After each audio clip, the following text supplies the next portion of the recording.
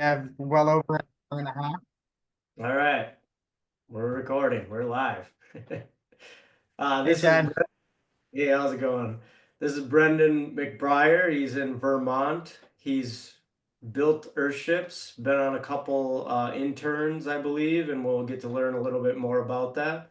And he's also running a company called Regenerative Retrofits in Vermont. Just want to introduce everybody to him and just learn a little bit about his pathway to Earthships and sustainability and permaculture and things like that. So we're going to kick it off here. How's it going, Brendan? It's going good. Good. It's February, or excuse me, it's now March. I've been away for a few weeks in much warmer climate, and looking out the window now, it's like almost 35 degrees in March. Snow's starting to melt, but it's not quite spring yet. So looking forward to holding on to winter a little bit longer before the busy spring comes. So thank you for having me on your podcast. Yeah, it's always chaos in the spring and Yeah. building. I, I I do irrigation for a living, so it's Hmm. always, the ground's frozen in Minnesota, but around April, May is just stupid busy and it's always chaos trying to sort everything out. I'm sure you have a similar thing going on. Yeah, I'm starting to get the phone calls of people who are thinking about projects, wanting to get things lined up. They're asking the questions about what to prepare for. And so part of my company is consultation work and people who are interested in doing permaculture designs or greenhouse designs and then wanting to implement those ideas into real action. And so it's about that time of year where things are starting to ramp up a little bit.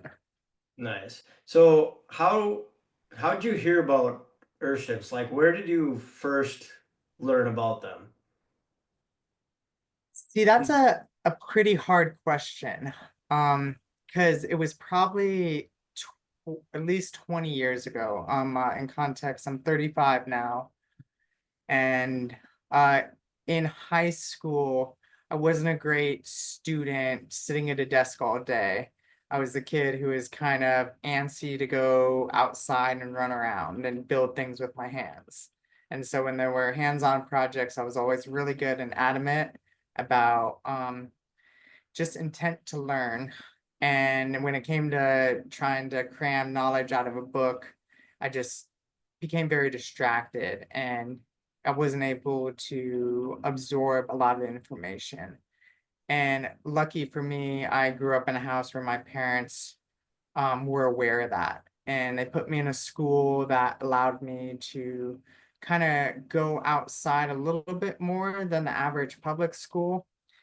It was called Rocky Mountain School of Expeditionary Learning, and it was a K through 12 school of about 300 students in Denver, Colorado. And I went there from sixth grade all the way till I graduated 12th grade.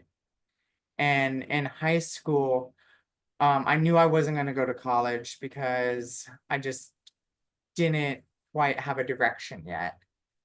And then when I was growing up, I started getting interested in interior design. And I was just very much, I liked aesthetics of building, both internally and then externally. I subscribed to a magazine called Dwell magazine, which is a lot about architectural building. And as I started getting into that, I think whether it was in the Dwell magazines that they might have featured Earthship or maybe just through a adjacent subject matter that I was looking at interior design and architecture that Earthships came up. And then I started kind of going down the realm of what would it take to become an architect because I want to build my own home. And when I discovered that you have to go to school for upwards to 10 years just to really start designing like in a firm, I was like, that doesn't sound like something I can do. I just want to start building. And that's when I then kind of started learning more about natural building and how there's more to building homes than what you see on in a cookie cutter neighborhood. And when I found out about like alternative building alongside natural building and discovered about Earthships, I found out about the Earthship Academy down in Taos. And when I started talking with my parents about potentially learning about how to build these things and that they offered these schooling programs, it seemed kind of like the next step in education and kind of advancing myself in some kind of trade um, after primary care schooling of high school, getting my diploma, which really doesn't get you far these days. So Right. I discovered Earthship Biotexture Academy. My mom was like, I'll fund you going down to take a the first course, I think a couple $1,000s, and which I mean for where I'm at now was well worth a college tuition of kind of basically starting my own company to help people design alternative buildings. So that was the short and sweet, Yeah. lengthened. Yeah, that's nice that you had supportive parents to help you like find yourself or find what you wanted to do. Like that's awesome. And the educational system, they realized probably early on that it just wasn't for you. And I have a similar story. I mean, my parents are the same. So that's awesome. Did you stay in the that little where did you stay when you did the internship there? So funny thing was it was 2017, I think, when I was supposed to go down to Taos, New Mexico to do the academy program. And I ended up fracturing my shoulder on a motorcycle. I went over the handlebars and fractured it maybe like a month before going down to the course. And so I knew I wasn't going to be able to go because you're swinging sledgehammers or a hammer, or you got to have at least, um, you can't be injured Mhm. doing it the correct way or the way I would want to do it. And so I had to wait, I think, 2.5 months for my shoulder to fully become mobile again. And the next course that was happening was down in Uruguay, South America. It was an international course. And I've been privileged enough growing up that my family always dedicated travel was more important than going to school. And so if there was ever opportunity to travel, we would always travel. And those were more more important life lessons and learning of how the world operates and how to navigate going on adventures, whether it be a road trip or a flight somewhere. And so it just made sense for me to fly down to South America and go to the international build.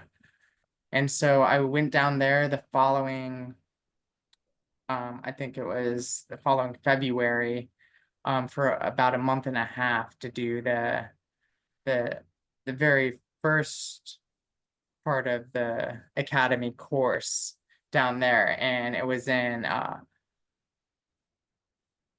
um, a Spanish speaking community. So there was a Spanish immersion class and then an English immersion class. And one day the English class would be in school, like in a classroom, and then the Spanish immersion class would be out working on the project, and then we would switch every other day. And then near the end of the course, typically it was it was usually between 1 and 4 weeks. I ended up staying down there like a month and a half. Um, but by the, I would say a couple to 3 weeks into it, everyone was just like everywhere. Everyone was like just getting it done because there's just so much to do. And Yeah. so it was really cool to be down there building a school in a community that has never heard of Earthships. They don't have these things, but they had all these resources that were being unused just everywhere. So it was just a real neat project, and the community building aspect, the building of a school aspect, so learning to build and then continual learning inside of the structure was just a really neat experience.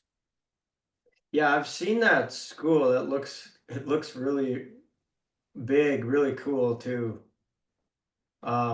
They I see I tried looking it up today and I couldn't find it.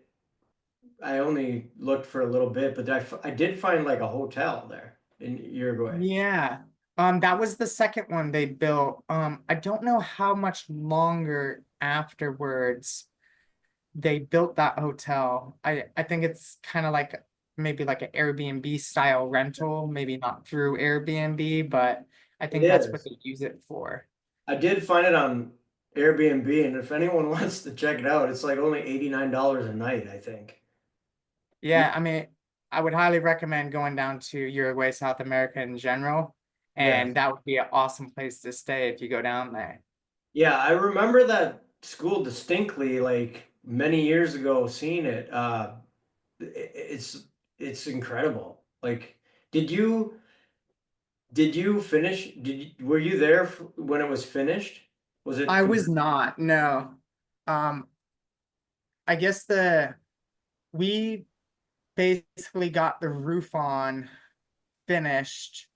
All the glass was put in, but the interior was not finished yet. There was still a lot of plastering that had to be done. There was still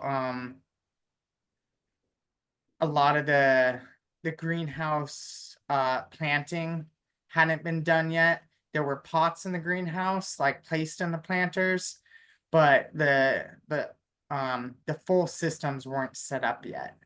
And so I think people stayed down there at least another month after I had left to do a lot of the finishes. And then after the school was finished, they did a lot of like landscaping finishing too. And so that project probably went maybe 4 to 6 months of like start to finish in total. But because I was only a student and I've never been on the Earthship Biotexture Academy crew, I don't know the exact timeline. But you got to somewhat experience the temperature inside the building, though. Like how it's. Oh yeah, without a doubt. I would say even once you have the roof on of an Earthship and the sun isn't able to kind of bake the tires, which is another thing. When you just have the tire wall behind you, you can feel the sun like captured on that heat. You turn into like a lizard on a rock. It Yeah. it it holds and stores the thermal properties of the sun like never before. I mean, if someone's been in a river before and they on a sunny day and they get out and lay on a rock, they felt that before. Or Sure. even walking around on a hot day on a cement sidewalk or an asphalt sidewalk, you feel the the heat values that come off. And so that alone, when you build in these ways and can instantly see the environmental shift occurring using such materials, it's very eye-opening. And then once you get the structure sealed and you start using like the cooling tubes and you start getting the drafts coming in, the cold air being pulled through, you're like, whoa, without any electricity, just opening a few windows and doors, you're like, this thing works. And that's when like just fireworks are ignited in my imagination of the possibilities of what one can do learning these techniques and building in this way. And it's very simple. Yeah, I feel like once you actually experience it, you kind of get it. Because, like, telling people about these buildings, they don't really, can't really grasp it.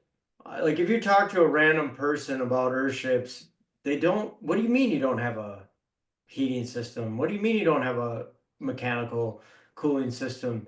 They just can't understand it. But then once you actually, like, physically are in them, it's just like a transformation, like your head just like explodes and you finally realize what these people are talking about. Yeah. Uh, it's another language for Yeah, sure. pretty much. It's the way my mind thinks is I almost have to remind myself I'm speaking a different language, even to someone who's a contractor who builds houses for a living. I'll try to explain what an earthship is, and they kind of understand it, but they might only understand passive solar. They might not understand thermal mass or how to use tires to create a brick, basically, of dirt. Or why would you use cans to create a cement form? Or how could you create insulation using air pockets? So it's very interesting to bring in different elements that are alternative, that scientifically work. They're just not conventional to someone, and just see their eyes be like, huh? What? Yes. So having that understanding of the different language and trying to teach someone what an earthship is has been a wonderful opportunity and a continual challenge. Yeah. Do you find that builders that you talk to, because like here with me, I actually have contacts that are builders because we work with a lot of Mhm. builders. So we've had like two or three people that build houses that have been through here and they're just like blown away. Yeah. None of them have actually been inside yet. Okay. They've visited when we were pounding tires, and I Yep. think we're on like the, I don't know, eighth course or something. And you try to ask, because like I try to ask them for some advice about some things, because like some there are some gray areas in the Earthship concept, especially in different climates, that like I'm like, what would you do with this? They had no idea, Yeah. but they were definitely intrigued at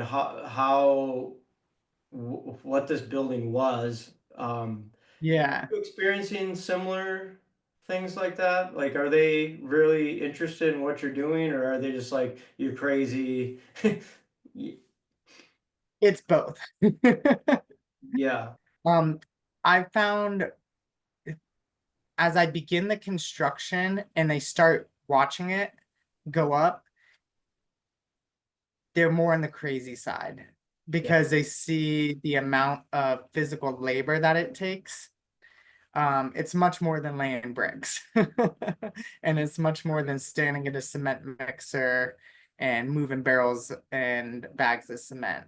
It's very physical oriented when you're doing the tire pounding portion.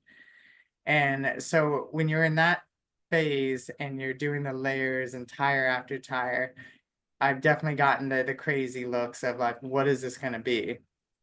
But mm, then, kind of as you're saying, as you finally start creating walls and potential connection points to a more conventional style building with the wood framing and maybe the concrete beam and plates, then they start really connecting the puzzle a bit more.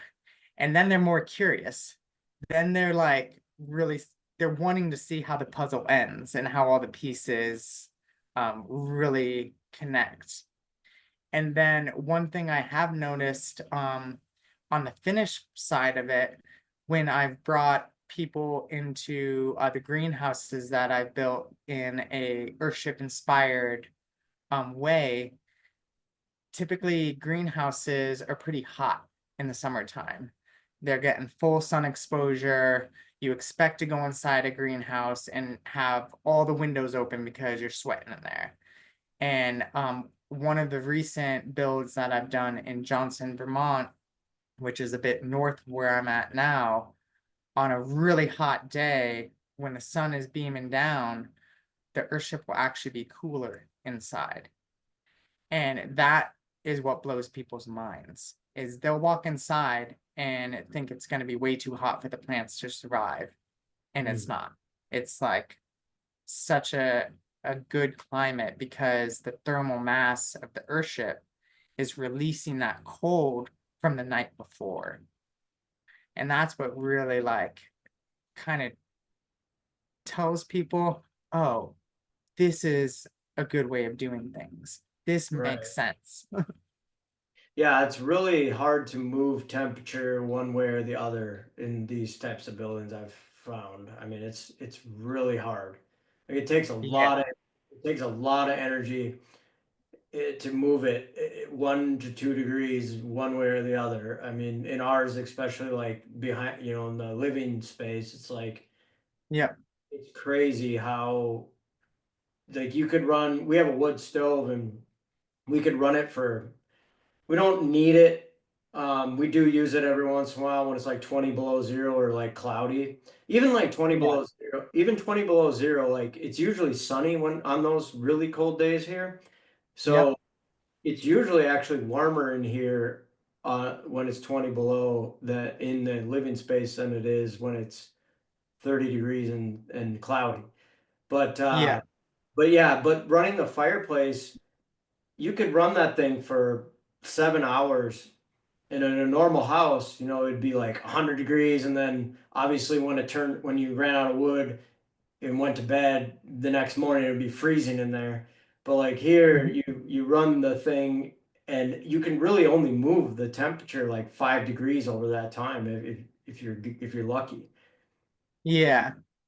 So that explains why the greenhouse would just absorb or release the cold back into the greenhouse area that you have. What what was it like when you pounded your first tire in Uruguay? Would that be right? Or did you not pound any? Yeah. I would say the first time I pounded a tire was in Uruguay. And then, yeah, because I don't think I ever practiced doing it prior. I think I Hmm. really had to go down there to learn before I even like understood it or had a place to do it. Because I wasn't just gonna do it in my backyard or at my parents' house. Because what are you Right, gonna do with a 200 to 400 pound tire packed with dirt? right. They're really hard to take apart too. They are, yeah. I've had to move a few in this house, and they were in the way, and they were they were sitting there for like a year, and wow, I had to like pickaxe the thing for like it took me a long time to dismantle it. Yeah. Yeah. What was it like? Like what was going through your head when you pounded your first tire? So the fortunate and unfortunate part of the build in Uruguay is the only material, okay, not the only material, but the most easily accessible earthen material we had was sand. And Mm, packing sand in a tire is not easy. And it also doesn't work the same as having a consistency of silt, sand, and dirt. Um, it just doesn't compact the same. And doesn't buy. vibration Mhm. takes it out of compaction. And so I was young at the time, still young at the time, and I had a lot of energy. It was very hot down there, but it became very frustrating because you basically would put maybe like 10 buckets of sand in this thing, compact it, and it still wasn't compacted. And you would get to a point with the sand itself that you knew you couldn't compact it anymore. The sand is a completely different material if that's all you have to compact your tires with. And so there was this fine balance of learning how to pack the tire with the sledgehammer without using too much energy, because you knew you weren't gonna be able to compact it anymore, and without vibrating it too much that it would kind of come uncompact. Yeah. And so I became very attuned to that frustration of, why am I not being able to do this correctly? And then kind of switching that perspective of, how can I do this with less exertion so I wouldn't exhaust myself and become so disappointed that I wasn't able to do it quickly, if that makes sense. Yeah, no, this is really good for people that do have sand on their properties Yeah. because, like that is one thing that, I've seen some Earthships on the beach, that they've pounded. And, if somebody has sand, like if they don't want to import clay, Mhm. so did you add any like water to the sand or, well, let me ask you this. Yeah. The Earthship crew, were Yep. they attuned to pounding in sand? Like, could they pound the tires correctly? Or So were they as frustrated as, I was a novice in the sense of, I wasn't able to pick up on kind of what the crew was experiencing. I was still kind of enamored of the yeah, idea of, oh, I'm doing something, I'm building something. right. I wasn't so much in a construction mindset to kind of like scan the people who were already really good at it. Yeah. I think I might have gotten pointers of like, you can only do so much, but I don't think I ever saw whether or not they were getting frustrated, because it was something that they hadn't worked with before. Because most of them, I think, came from Taos, New Mexico, where they had access to more dirt, more uh, finer materials, or different substrate that wasn't just sand and easier to compact. Yeah, that was my experience as well. We were in Georgia, did an internship in Georgia, and like I was in the same boat as you. Like I was not, Okay. I mean, I was, gosh, I was probably 20, 23 or something, Okay. 22, 23, and I wasn't, you know, I don't even think I pounded like a full tire. Like I probably like somebody probably finished it for me. But obviously they somehow manipulated the sand to make it work. Somebody did. Mhm. Yeah. That's just interesting because like there's a lot of people with sand that Yeah. I just, I'm just wondering if there's any tips on that, but you must have different soil in Vermont right now. Like more. Yeah, and it changes from site to site too. And so the one that I built two up in kind of northern Vermont.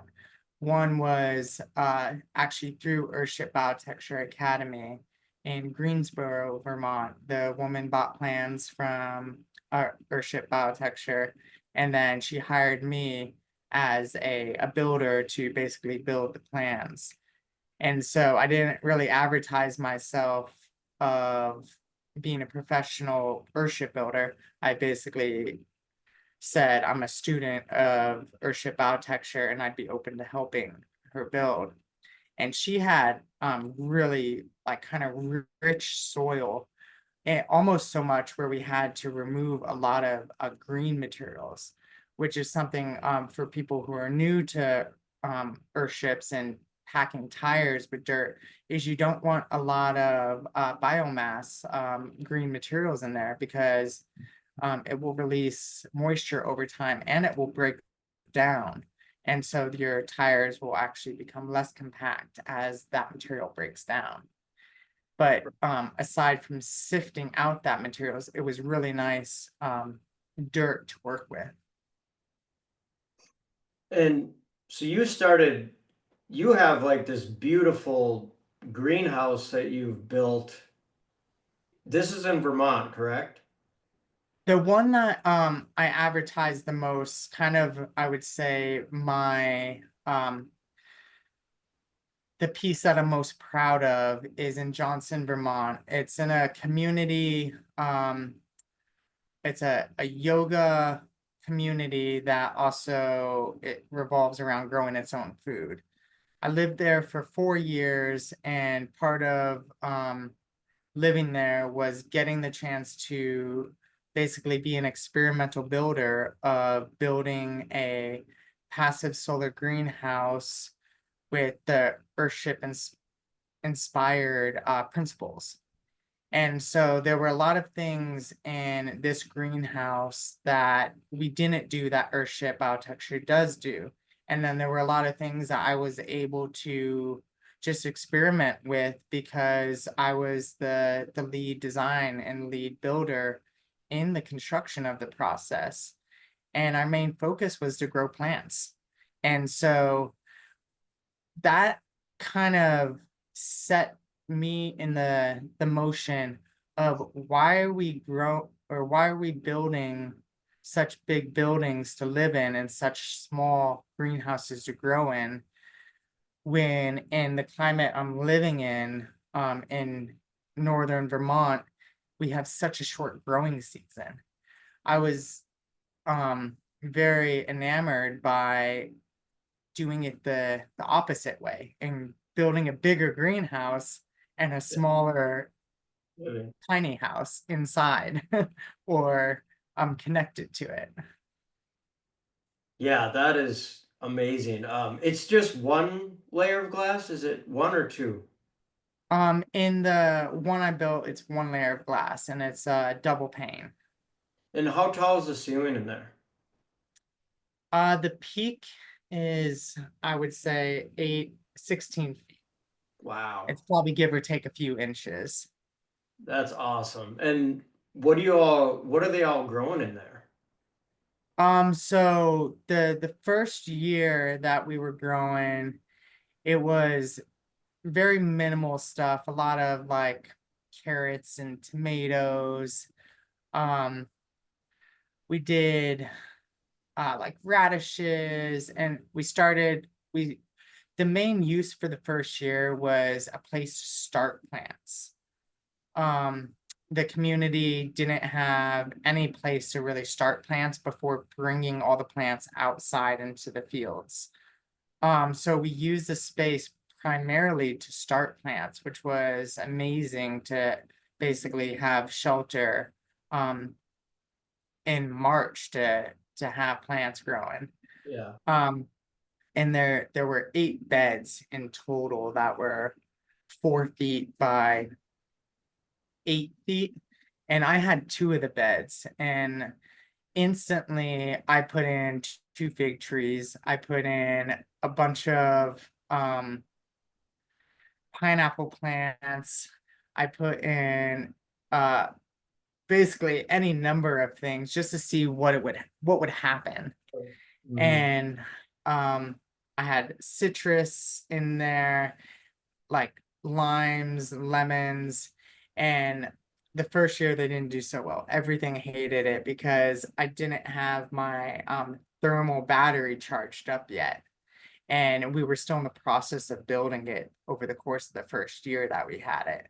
So a lot of the warmer weather plants just didn't grow very well. But any number of typical garden vegetables we were trying to grow, and things that liked it hot, and like the tomatoes and the cucumbers did really well. There was that first year when we kind of had like a weird temperature swings because we weren't quite there yet. But then after the second year, the fig tree started growing really strong. um, we put in some pawpaws, and the pawpaws started doing really good. And we're on to, I guess, the third year now of growing.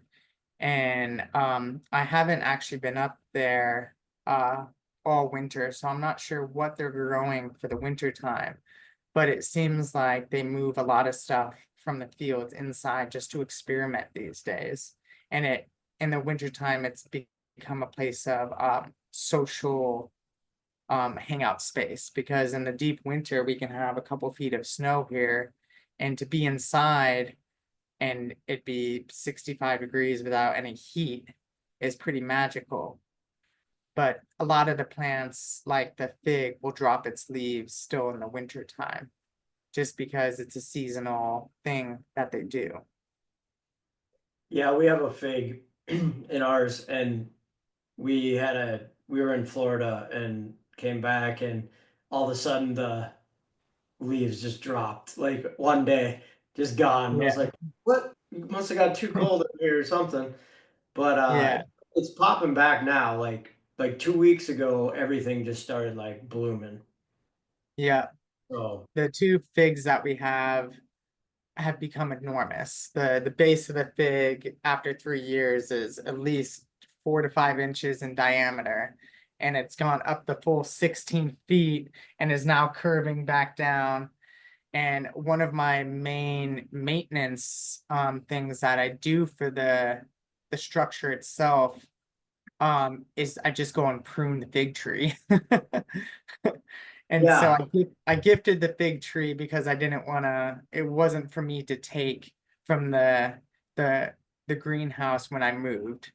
But I go back in the springtime and then the fall, and I do a massive prune on it and basically get a lot of offshoots to kind of propagate figs to then either sell or gift where I live now. yeah. So that's awesome. So you see, I don't know. I like dove into this. We have like a very large planter. Like our growing space is almost bigger than our living space. Yeah. And so I'm diving into this just ignorant. Like I've never grown a good garden. Like I've tinkered Mhm. here and there. And so so if you take so our fig tree like quadrupled in like 3 months. And this was Yeah. probably we put it in September, which is like probably the worst time to plant it. And Hmm. it grew like 4 or 5 times its size. And we already got like 20, we had like 20 figs on there. I only got to eat one because when that cold spell came, they shriveled up. But Yeah. you're saying you can cut a fig branch off and replant it? Yep. As long as, and I would say they're one of the easiest things to propagate. You can do it a number of ways. My favorite way is to do it in an air layer. And the way you air layer a fig is you carve a little bit of the bark off, the outer membrane, and you create a dirt pocket over that membrane. And so say this is like the dirt pocket, which you can buy an air layering tool, or you could use saran wrap Right. or paper towel or newspaper. But what you're trying to do is mimic that Nature. part that you cut off to be in dirt again. And Hmm. what it's going to do is by keeping that dirt around the stem without cutting the stem completely off, moist, it's going to send out shoots and new roots. And typically within about 2 weeks, I use a rooting hormone in the dirt that I put in. You'll start seeing some roots. And I typically won't cut below the roots until I see that whole ball that I made basically expanded with roots again. And that's my favorite way to propagate figs, because not only are you visually able to see that it's healthily growing roots from that shaved area to air layer it, but also it just feels like a cleaner way to tell the plant that you're going to help it grow more. I feel like when you prune a plant, if you're not communicating with it that you're trying to help it, you're creating relationship that you're hurting it. And so I think by allowing it to grow essentially a new member before you cut it, it kind of teaches the plant that you're there to help as opposed to harm. I'm going to try that. That is awesome. Do you recommend doing it in the spring or just any time of the year, or is there a better time? I would say the springtime's great because it's putting out a lot of energy. But I would say any time in the growing season before it's putting fruit on the branches, if there's new branches that don't have fruit on it, I'd say go for it.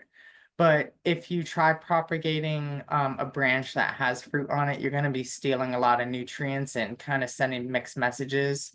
Um, and then it's either going to do really well or the fruit's going to die off and it's going to take a while for it to grow back. And so I found if you can do it in the springtime before you start seeing fruit, that's probably the best time to do it. But recently, with this maintenance I have to do on this project, I do a lot of my pruning in the fall and then have to put those in a dormancy and then try to root them in the spring. Do you know if plants know in a greenhouse how high to grow, or will they just freaking go as high as they can possibly go? I think it's a plant specific, but as far as like the figs or like grapes or tomatoes or cucumbers, they'll keep climbing. The sky's the limit. And then when they reach the sky, if there is more space to spread, they will. But for the most part, in my experience, they just keep going if they have the space. So, like if you didn't prune a fig tree, it would literally like try to go through the roof, the ceiling. It will. Okay, Yeah.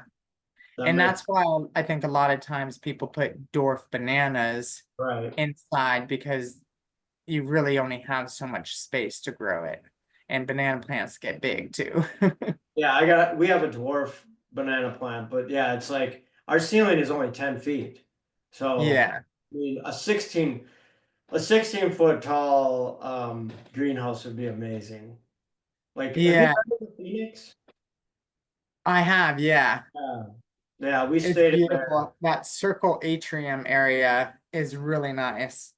Yeah, that's where we stayed when in 2007 or 8. Um, just you hear everything on the internet like, oh, this house is heat and cool themselves with no energy, and it's like, is that real? Like, come on. Yeah. So we had to experience it for ourselves, and so my girlfriend, my wife now, we went down there just to check it out because that's like when we kind of got the vision to start this project. We started planning in 2007. Okay. Didn't start till 2020, but we were planning and saving and kind of building in our heads for that long. But we did stay in the Phoenix, and it was just incredible. Just Yeah. mind boggling. That's one of my favorite builds in the Earthship community in Taos because I think it allowed the artisans to experiment with imagination. They weren't just building for the idea of consumer needs to live in a house. They built with the idea of what's possible and let's make it pretty. Right. Um, and be resourceful and just experiment. And I think I've come to the idea of not ever really calling myself a a carpenter because I like the idea of leaning more into the artisan side of construction. Because I always want to do things with a little pizzazz or zest. I don't want to create a box to live in. I want there to be odds and ends that you're like, why did that person do that? Um, because they wanted to, not because they had to. Right. And in your greenhouse, that one that we were talking about, is that a gray water cell or is it just strictly dirt or how does that operate? So this greenhouse, because it is experimental, we had a lot of options to do different things. And this greenhouse has a geothermal heating and cooling system in it. So it is a poured cement foundation. So if you think of full a rectangle shape with poured cement, and Mhm. then within that poured cement is the perforated 4-inch piping that if you look up geothermal heating and cooling techniques, you'll understand how that works, or you'll start to go down that rabbit hole of how that Mhm. works. Right. And so it's 4 feet deep from ground level, and then we used gravel for basically the first 3 feet. And then about 2 feet up is when we start using a lot of dirt. And so there's no vapor barrier, it just goes straight into the ground. Kind of to answer the question, but to elaborate on the layers. And one thing that I wish we would have done in this build, even though it was an experimental build, is I really wish we did put a vapor barrier in because there's just high humidity issues. And because it's a greenhouse, you're going to have even more high humidity issues, whether that vapor barrier is there or not. But Mm.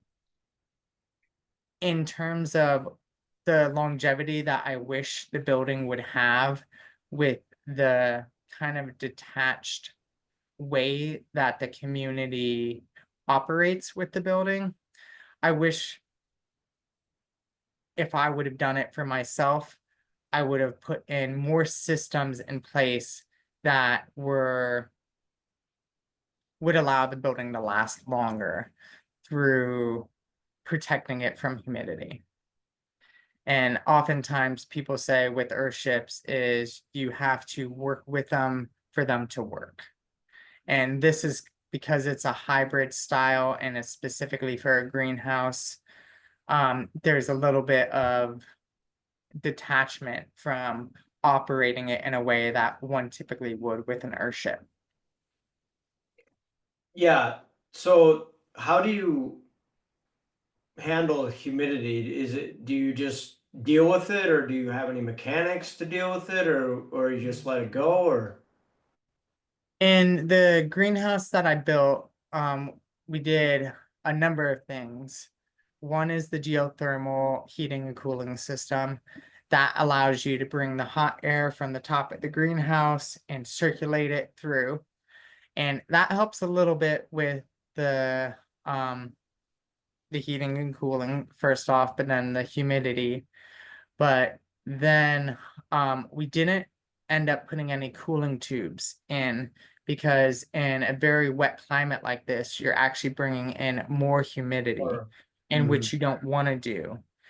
And so what we also did is we put in a just fans, as you would see in typical greenhouses in the peaks, that just keep airflow moving.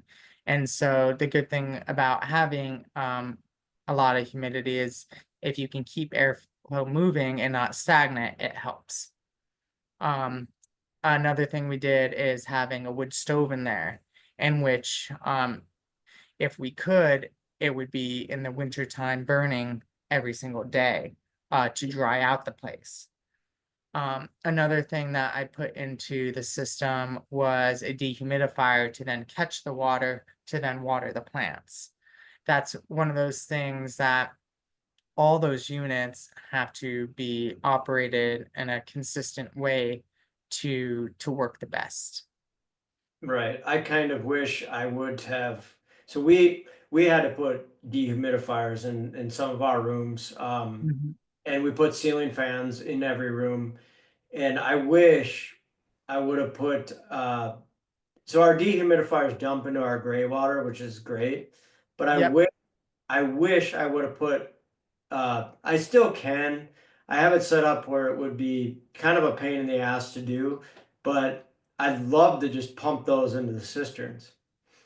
The Yeah. Yeah, and like if I would have done it all over again, I probably would have built some kind of pump to bring that water into the cisterns because in theory, like we could pump probably like 5 gallons almost every other day at maybe even more. Especially, Yeah. and it's funny because the winter, it's just as humid in here as the winter as Mhm. it is in the summer. So Yep. that's one thing I wish I would have done is just pumped it right in the cisterns because sometimes we get pretty low on water and it gets a little sketchy. But Yep. we haven't ran out yet.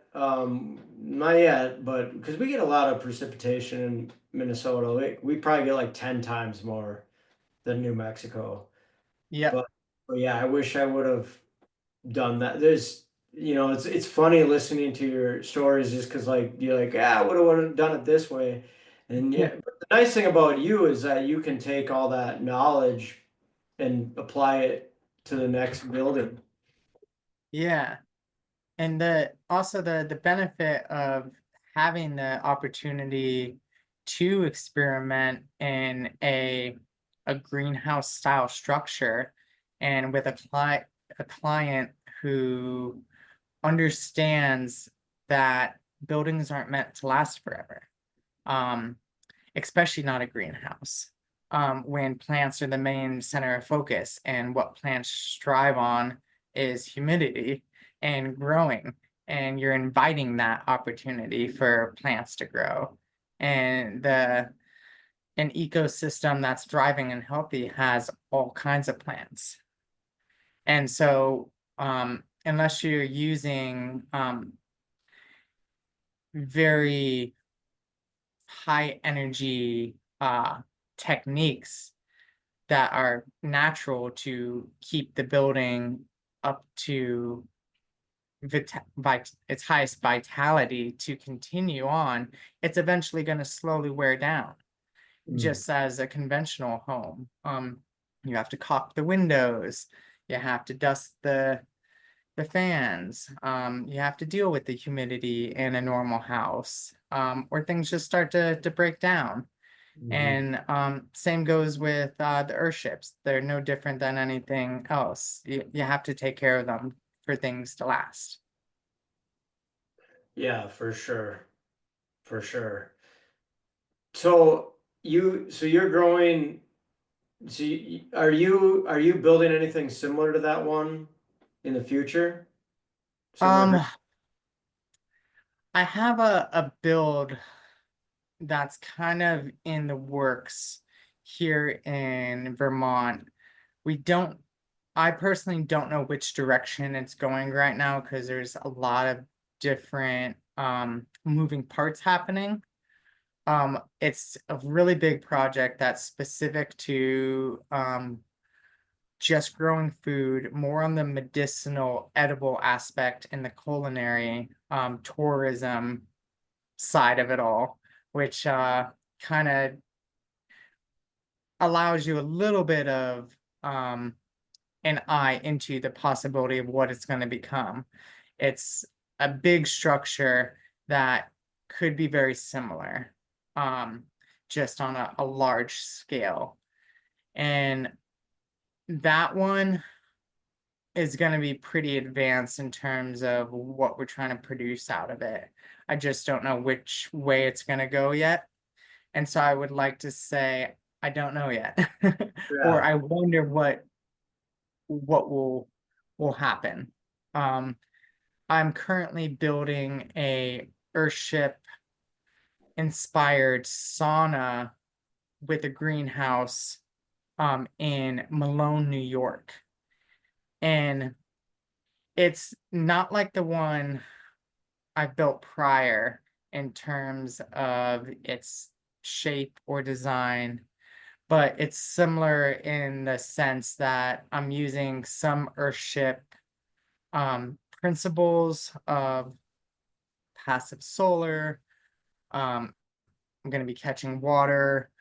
It's earth bermed. I'm using tires as its main foundation. Um, it's going to have planter cells in it. No, no planter cells though, but like no EPDM planter cells, but there'll be Mhm. beds, to say it more simply. And this project is cool because it's very small. Um, the the back section is a sauna with a rocket mass stove, which is completed already. And then it has a small changing room, and that's about 15 by 15 feet, maybe closer to 16 by 16. And then the greenhouse portion will be about 6 to 7 feet wide in front of it, and then we'll span the length of it. And we're doing it in phases. And so, and it's gonna have a green roof on it. So the insulation will go on top of the the wood roofing, and then on top of that insulation will be the EPDM, in which we'll put dirt on top and grow basically like grass and ornamental stuff, maybe some flowers up there, but the green roof concept. And so that's the only project that I have that's really going, that's kind of up the alley of any kind of Earthship style or inspired structure currently. Are there any other saunas like that? Or like the way you're describing, or is this the first that you know of? I don't know anyone who has a sauna in an Earthship yet. We Um, are we're putting one in our front greenhouse. that's awesome. So Yeah. you and me are the only two that I know of Yeah. now. Yeah, that won't be probably next year. Okay. But I figured, you could kill two birds with one stone because you're also heating the greenhouse with taking a sauna. And so Exactly. Yeah. yeah, that's what our idea was. I mean, and honestly, if you take it's the sauna's facing it would be facing kind of east, so it would be Okay. glass. So Yep. like honestly, like the morning sun in the winter, that because it's only like a 4 foot wide 4 by 10. So Okay. Yeah. that sauna will probably already get like 100 degrees just when the sun's going up, coming Yeah. up, facing that window for, I don't know, it'd probably be like 2 hours. It'd face that window and then it would cool right down after that. But it would be super cool to do that and see how that works out. Cause I don't know, we just figured, hey, probably a good idea. Yeah. I think a lot of my direction these days with building and the way I build is how can you do it in an even healthier manner for yourself now? You're Right. growing to do it in a healthier way to live in a more sustainable and healthy way for the planet. But then how can you add even more elements of health in it? And saunas kind of came up my alley now that I live in a colder climate, of something that's not only luxurious, but then also efficient and multi-use. And the idea of permaculture integrated into Earthship inspired is stacking functions. Right. Yeah, you just if you're gonna take a sauna, you might as well put it in your Earthship. I Yeah, love see, we actually thought about doing a rocket mass heater as well, but it was like, well, number one, insurance wouldn't have loved that, probably because it's handmade. And yep, I've never built one, so it's all experimental. But it's like, yeah. it would be nice to have, but at the same time, it's like an Earthship basically is a rocket mass heater itself. So Very it's much so, yeah. so it's like, you light a stove, it's not efficient because it's, the exhaust pipe is like super hot, but at the same time, it's like you light three logs and it's hot as, or it absorbs the temperature and it'll stay for hours anyways. Yeah. So, I mean, what just came to my mind, because I'm a person who likes to share ideas and not keep them to himself, because I want people to experiment, and the more humans share information, the better we are going to be to evolve. And when you said that an Earthship alone is basically a giant rocket mass heater, in this climate, seeing that when you use the cooling tubes, it brings in condensation. If you were to direct that pipe as a stovepipe that moved throughout your structure and light the fire outside, and then create that pole of air, you could essentially have a wood burning stove outside that would then pull in heated air, that's dry air, into your space, have the sauna outside where you have the heat, but it wouldn't be a cooling tube. It would essentially be a rocket mass heating tube. yeah. The only thing you'd have to be careful about is that metal pipe coming through your structure and potentially melting your vapor barrier or melting your insulation area, Sure. because that pipe could get really hot, Yeah, but it that'd be can. big. Yeah, that would be cool. I also, like, a long time ago, I thought about making uh and this probably wouldn't have worked, but like a stove outside, like you said, but have somehow do like a rocket heater where the exhaust would run underneath the entire ground of the Earthship and then exhaust on the west side or the east side, whichever one.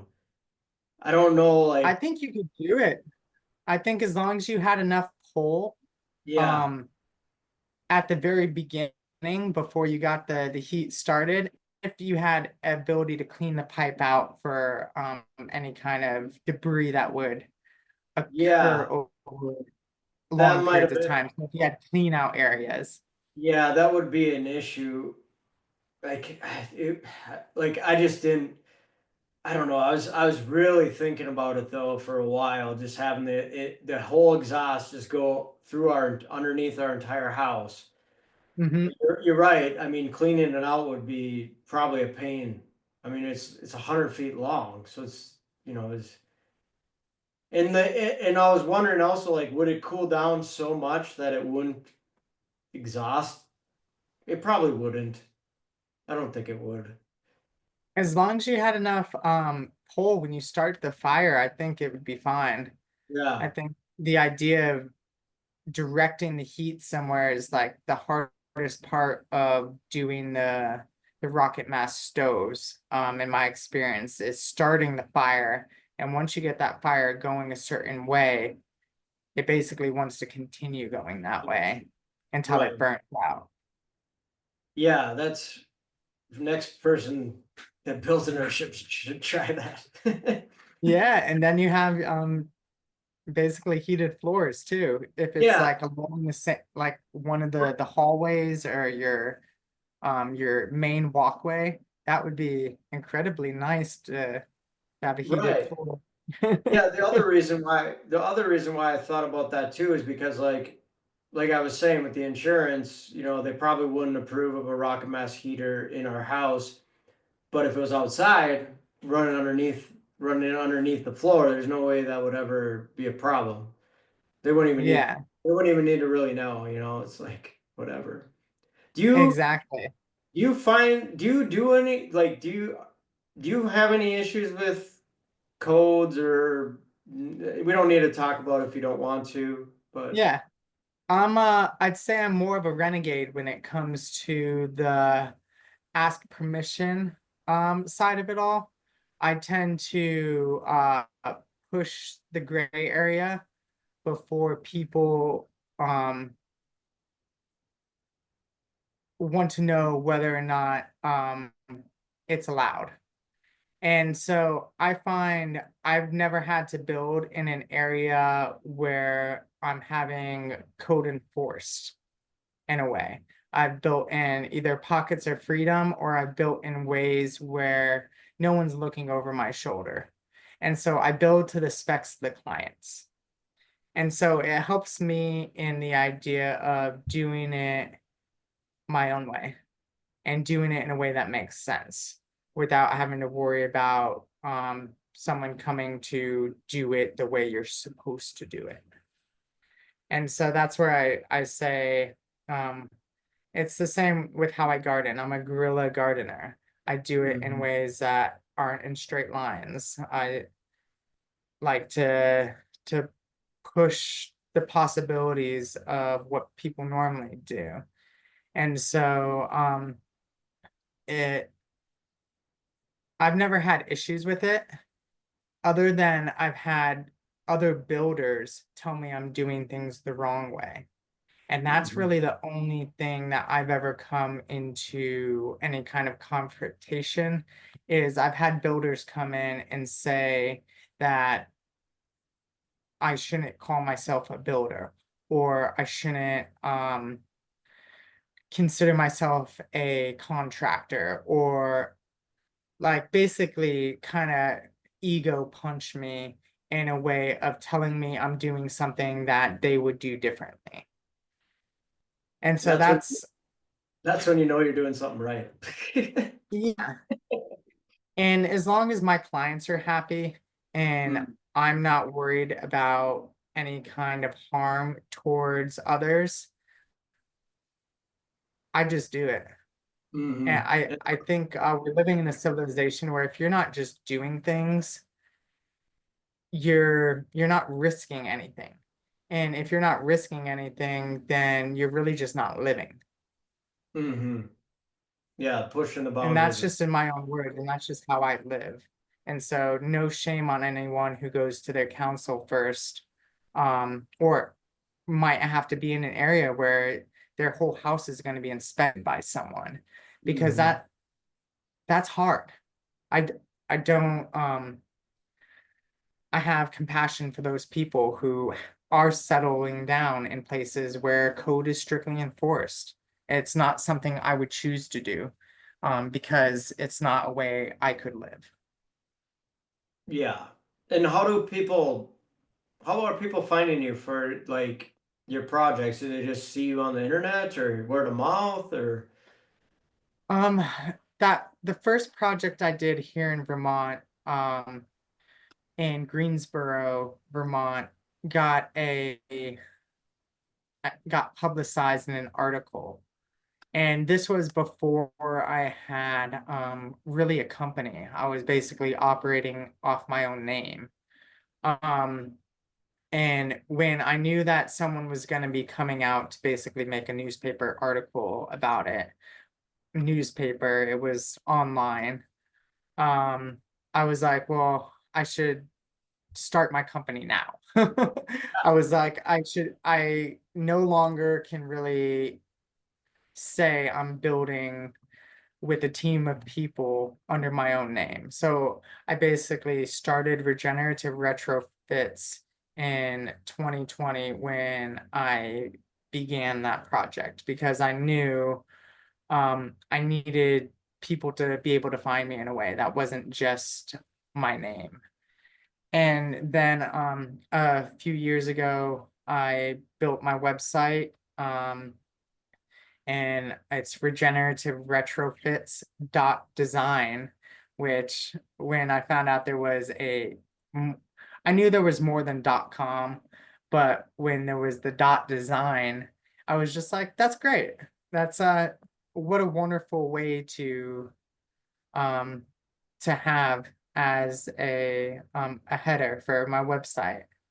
Mhm. And since then, the project that I did in Johnson, Vermont, the greenhouse that we've spoken about many times today, which is kind of my profile piece that I was very proud to experiment and do things and leave for the community that I was living in.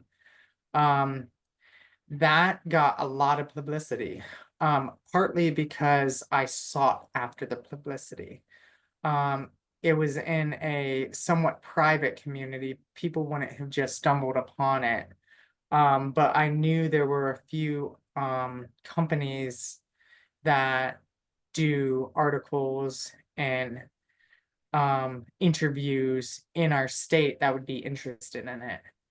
And so when I finished the project, I emailed a few different people to see if they would like to come out and check it out. And when they did, um, it became more widely known. And basically now, if anyone searches Earthships and Vermont, I'm going to be the first name that comes up, or maybe Earthships and the the Northeast, because there's not Mhm. very many people up here that are doing it. But there are at least doing it publicly. There's a lot of them up here, not necessarily in Vermont, but in the Northeast, but they're just homeowner builds. They're not companies or contractors or people who are willing to go help out for homeowners who just need a little bit of guidance. Sure. Yeah, that's awesome. So you got a lot of, well, if you put your, I mean, if whoever's listening to this, if they find that Vermont Earthship, it's like it's an eye catcher. Like you don't even need a publicity. I mean, it's like if you're scrolling through something and you see that, you stop scrolling. Like in my opinion, it's just like it's a beautiful building. It's a great structure. Something to be proud of for sure. Thank you so Yeah. much. I hope someday maybe you'd like to come out and visit Vermont and I can get you seeing it in real time. Yeah, you as I'm well. lucky enough to have the relationship with the community to tour people or to send them to tour it, even though I no longer live in the community. Right.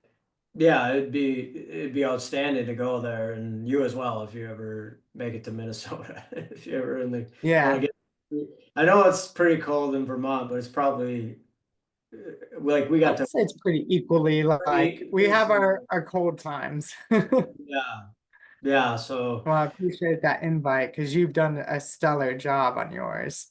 And oh, even though thank it's more of the conventional Earthship model, I think you're doing things in your Earthship that just stand out and make it very eye-catching. And I think easier for people who see the cans and tires to swallow to say, oh yeah, this is luxury, but then right. also sustainable Hmm. and in a sense regenerative. Yeah, that's mainly my wife's. She designed the interior. We had an agreement that I would focus on the performance and she would focus on the interior part of it. And she did a really good job. I mean, we've battled a little bit about some things here and there, Yeah, but like it has uh, conventional thinking people have been in this building have said like, oh, this doesn't seem like any different than a normal house, except for there's a crap load of plants in it. yeah, I mean, yeah, and they are amazed about, we have the windows open in February outside, yeah. and they're just like, what? what is going on? Where's your heat source? Like, there isn't one. This is it. Yep. But but yeah, we should wrap this up. It was, unless there's anything else you want to talk about. I mean, Is there anything that we haven't covered? I would say there's no specifics, um, other than I would just tell people to go out and do it. Whatever it is they're like inspired to try, whether they need the guidance of paying someone who has a little bit more experience to help them with it, or going to an academy where they really get their hands in it and get to try it, or maybe they're just on YouTube University and learning about things and then trying it a couple times. I think you and I both know, like with the tires, it's not going to be easy the first time. You're going to do potentially hundreds of them before you get really good at it. Yeah, So I think, it's intense. Has anyone yeah, ever, so you've brought in people that have never pounded a tire in their lives, I'm sure. yes. What is their first, what is their first reaction? Like, So I haven't really brought in too many people who don't know about Earthships. okay, The very first crew that I brought in Greensboro were like five fresh out of high schoolers. They were pretty young and they had no idea what Earthships were.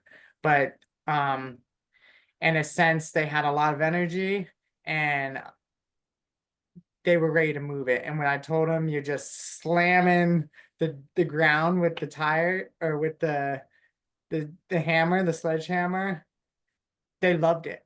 But by the okay, end of the day, they were exhausted.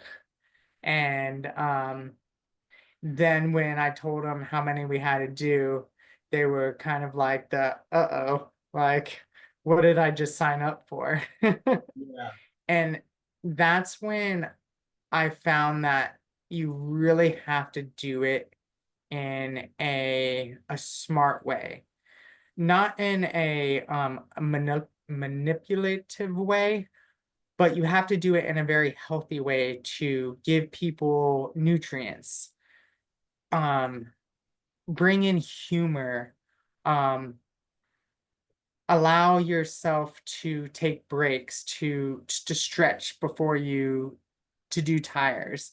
Not, you can't just grind it down and be like get back to work. You really have to find ways around the physical aspect to make it sustainable. um I think the best thing that I learned about Earthship Biotexture Academy, the way they teach oftentimes comes with the community aspect. And the community aspect has a lot of different layers to it. And some of the most important parts of that layers is connection, um, understanding, compassion, um, a loving nature to it, not pushing yourself beyond your abilities, or maybe pushing yourself to the edge of your abilities and maybe reaching just a little bit further, but not overdoing it because then you don't show up the next day or you hurt yourself.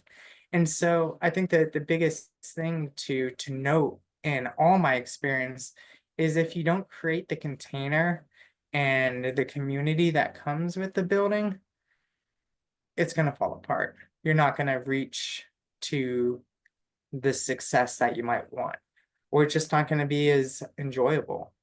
And if you don't enjoy doing something, why do it?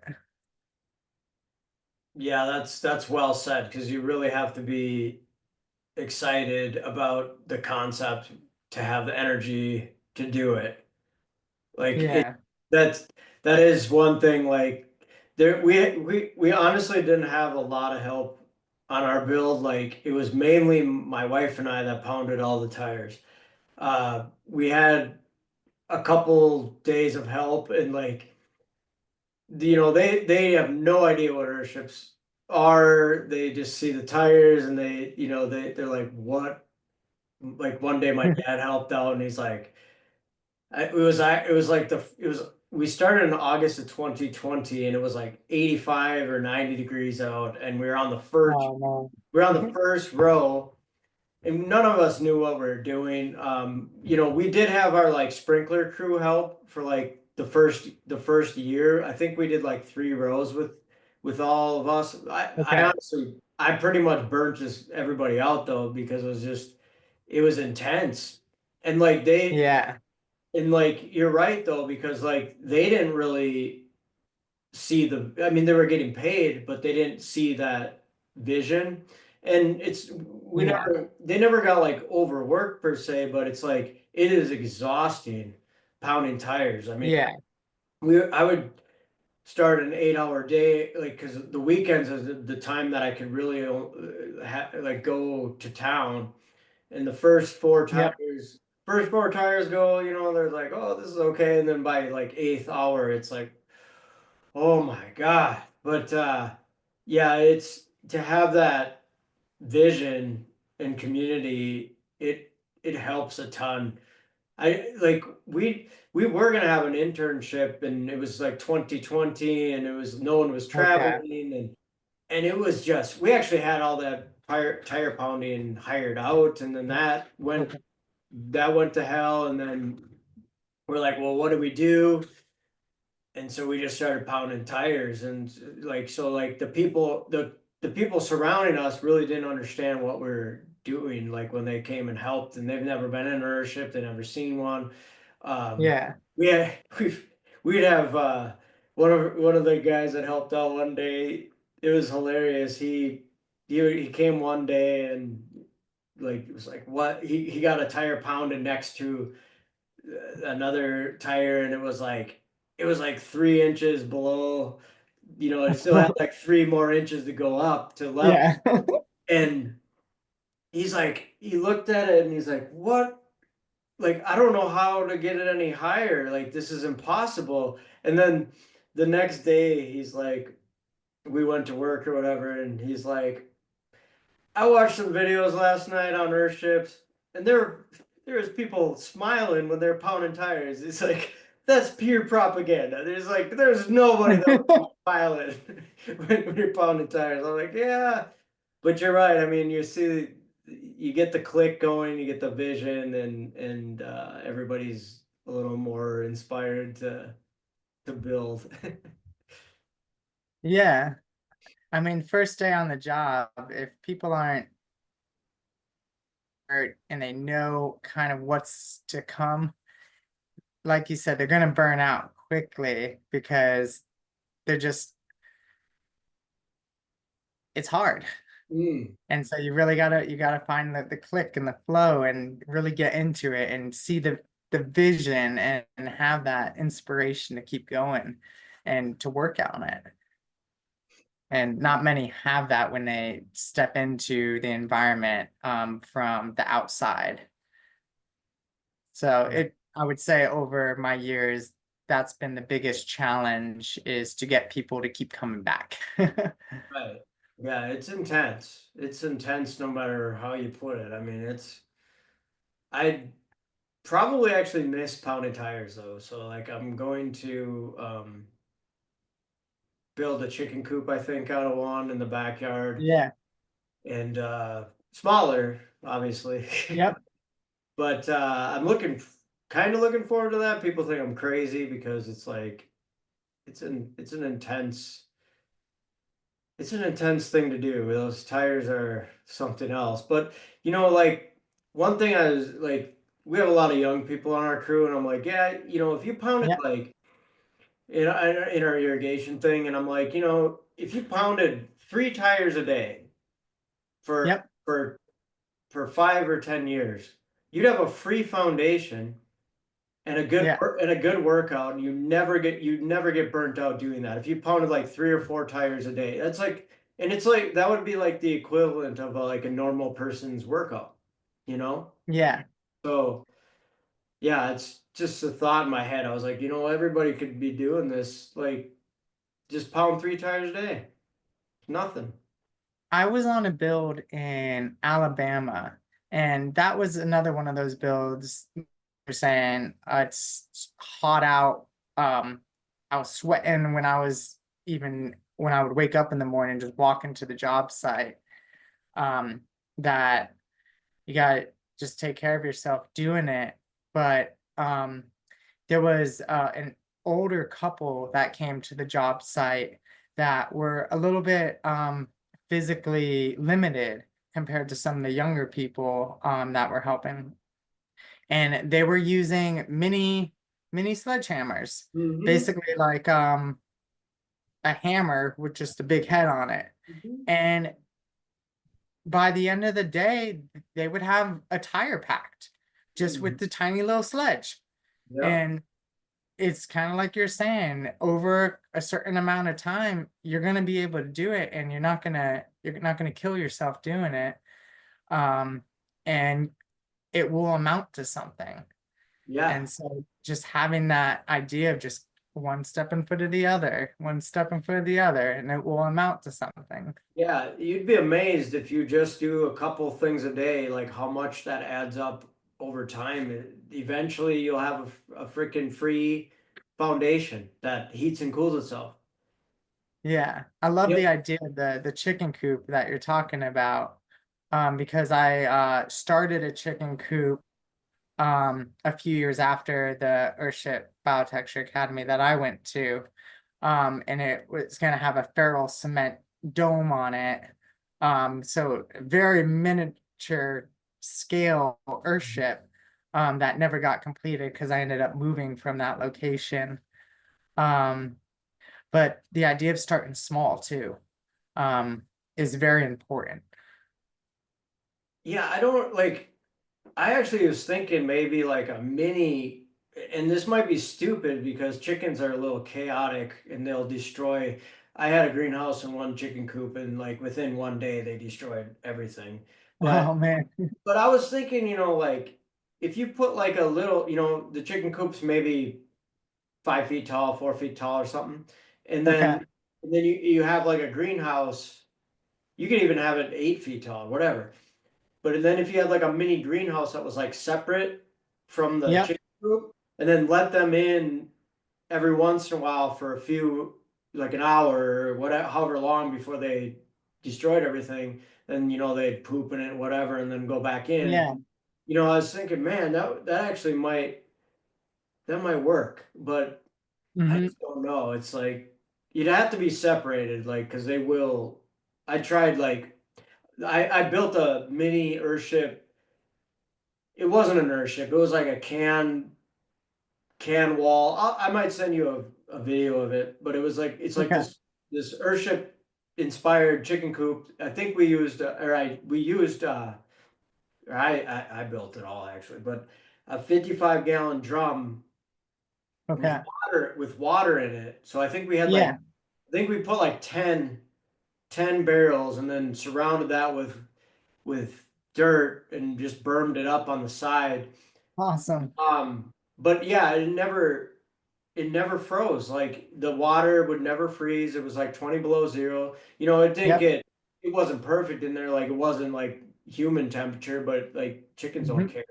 Anyways, I had a chicken wire like separating the front greenhouse, like trying to grow stuff in there. It just did it. They all like jumped over and like got destroyed. Yeah. But yeah, I was just thinking maybe do that or like all the stuff that goes bad in our greenhouse, we could just feed them anyway. Kind of like the compost feeders Yeah, so I or just don't. feeders. Yeah, I'm debating that. Like, 'cause I want to build like a dome shaped chicken coop. I think.